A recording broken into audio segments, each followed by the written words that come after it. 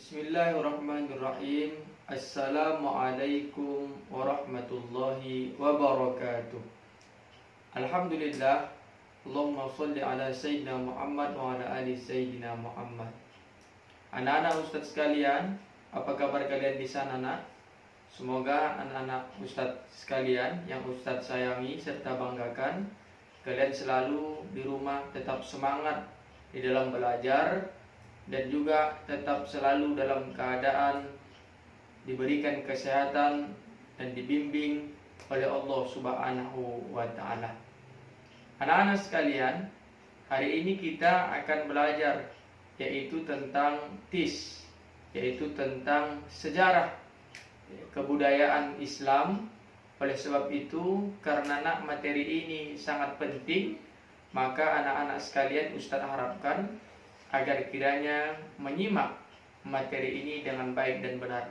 Tujuan kita belajar ini adalah untuk mengenal sejarah-sejarah Islam, khususnya yaitu tentang perjalanan baginda Rasulullah Shallallahu Alaihi Wasallam yang diutus oleh Allah sebagai utusan untuk menyebarkan dakwah dan Islam ini di muka bumi.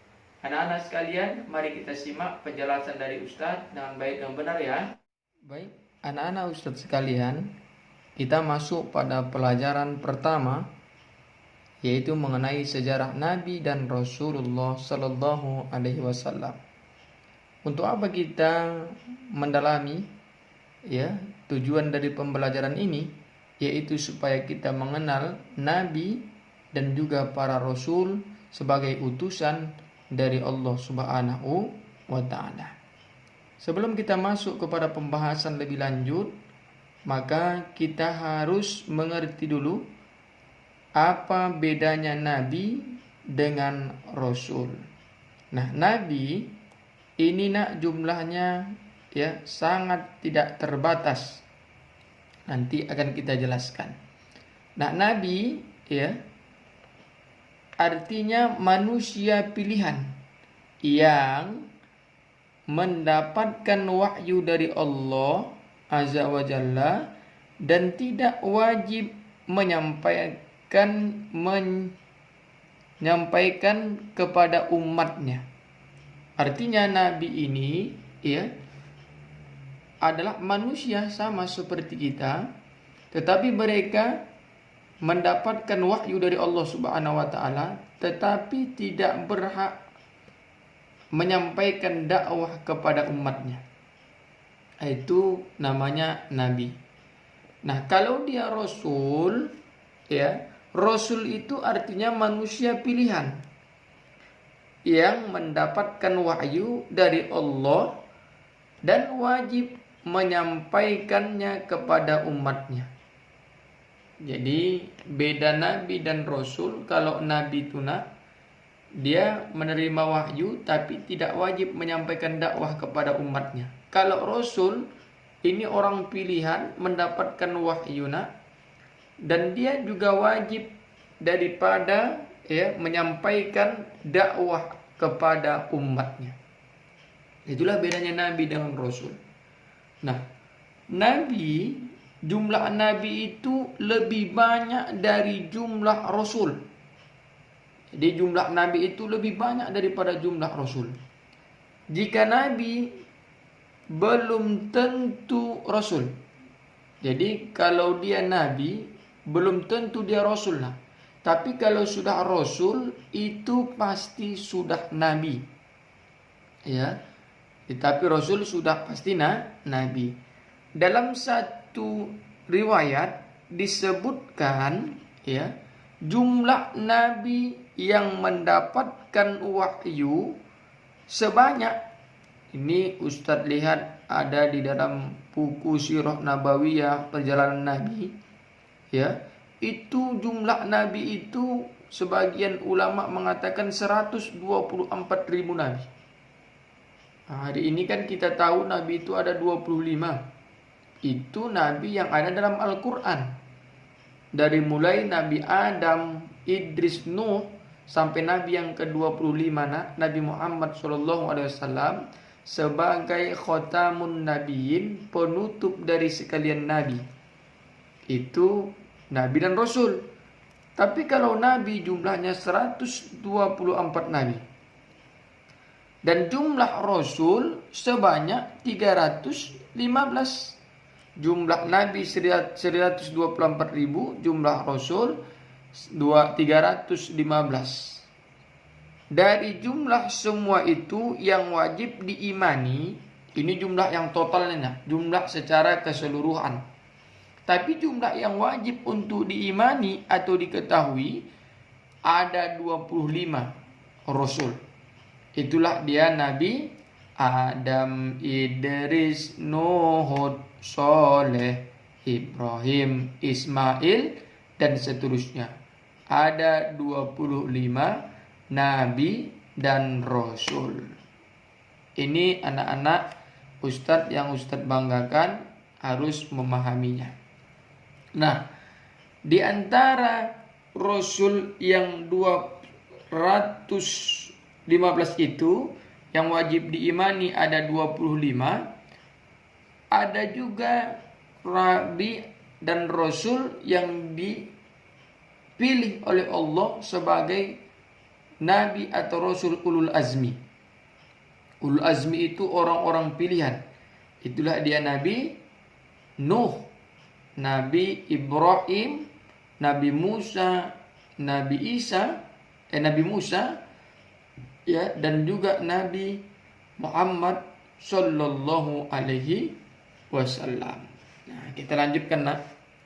Sekaligus kita anak-anak Ustadz ajari untuk membaca ya, kita pelan-pelan. Nabi dan Rasul ada di setiap zaman. Jadi setiap zaman ada nabinya. Ya. Dan terakhir zaman itu ya, kitalah sebagai umat Nabi Muhammad SAW. Itu penutup segala nabi. Jadi kalau dunia ini kiamat, dunia ini berakhir, kita mati nak, tidak akan ada lagi nabi setelah Nabi Muhammad SAW. Hingga nabi terakhir yaitu Nabi Muhammad. Nah, di sini disebutkan setelah Nabi Muhammad tidak ada lagi nabi maupun rasul. Jadi kalau ada orang yang mengaku-ngaku sebagai nabi, katakanlah nak bahwa dia pendusta. Dulu ada orang yang mengaku nabi, namanya Musailamah Al-Kazab. Dia mengaku nabi, dia membuat syair, dia mengaku nabi, padahal itu nabi palsu. Hari ini banyak juga orang yang mengaku nabi. Kalau ada orang nak mengaku nabi, katakan bahwa dia pendusta. Di sini di buku kita ini di halaman 2 ini sudah jelas bahwa tidak akan ada lagi nabi setelah Nabi Muhammad sallallahu alaihi wasallam. Ini paham ya nak? Kemudian tugas nabi, apa sih nak tugas nabi dan rasul itu? Nah, di sini dijelaskan tugas nabi dan rasul adalah menyampaikan kabar gembira bagi yang patuh dan taat pada aturan Allah Azza wa Jalla, dan rasul, dan menyampaikan kabar buruk bagi yang melanggar dan tidak patuh pada aturan dan ajaran Allah Azza wa Jalla dan Rasulnya. Jadi tugas Nabi dan Rasul itu menyampaikan kabar baik tentang ya aturan Allah. Bahwasanya contoh ya, Ustaz beri contoh bahwasanya ada orang yang makan dengan tangan kiri. Nah, itu tak boleh. Maka apa hukumannya? Nah, nanti diberikan hukumannya seperti ini. Ada orang yang kencing berdiri bagi laki-laki, itu tidak boleh. Berarti itu melanggar aturan Allah. Itu tidak boleh. Kemudian ada orang yang berdusta. Berdusta itu, berbohong itu tidak boleh.